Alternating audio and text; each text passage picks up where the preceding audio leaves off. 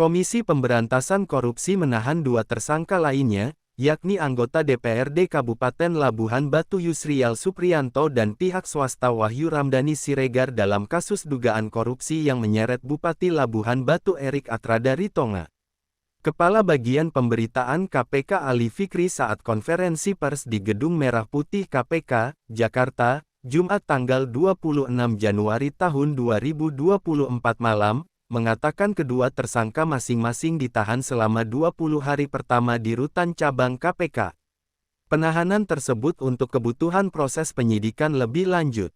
Dari kegiatan tangkap tangan ya di Labuan Batu, Sumatera Utara, di mana beberapa waktu yang lalu kami sudah mengumumkan ada 4 orang sebagai tersangka dari Bupati Labuan Batu, kemudian anggota DPRD Kabupaten Labuan Batu, kemudian 2 orang swasta. Ya.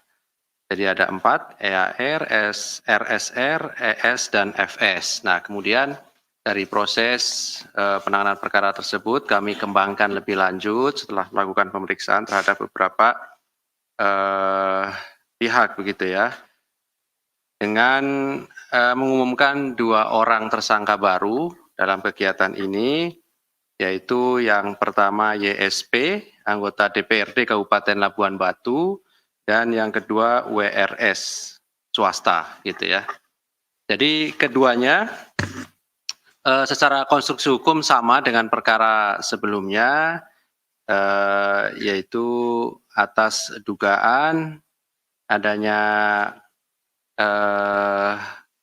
RSR yang ditunjuk oleh EAR sebagai bupati, kemudian melakukan pengaturan proyek begitu ya, disertai penunjukan sepihak siapa saja yang kemudian ditetapkan sebagai kontraktor yang dimenangkan, yang kemudian disyaratkan adanya fee 5-15% dari besaran anggaran proyek. Nah, 2 yang kemudian juga disiapkan untuk dimenangkan yaitu WRS dan YSP yang malam hari ini dilakukan penahanan.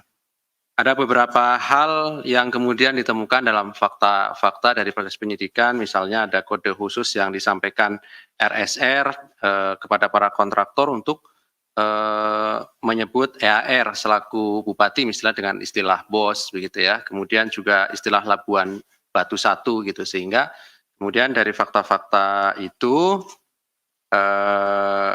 KPK melakukan penangkapan tangan yang sudah kami umumkan beberapa waktu yang lalu sebesar 551,5 juta sebagai satu kesatuan dari 1,7 miliar yang saat ini KPK juga terus kembangkan lebih lanjut dugaan penerimaan dari fee proyek-proyek yang ada di Labuan Batu tersebut begitu ya. YSP dan WRS disangkakan melanggar Pasal 5 Ayat 1 huruf A atau B atau Pasal 13 Undang-Undang Nomor 31 Tahun 1999 tentang Pemberantasan Tindak Pidana Korupsi sebagaimana telah diubah dengan Undang-Undang Nomor 20 Tahun 2001 tentang perubahan atas Undang-Undang Nomor 31 Tahun 1999 tentang Pemberantasan Tindak Pidana Korupsi junto Pasal 55 Ayat 1-1 KUHP. Sebelumnya, KPK pada Jumat tanggal 12 Januari tahun 2024, telah menahan 4 tersangka lain dalam perkara yang sama.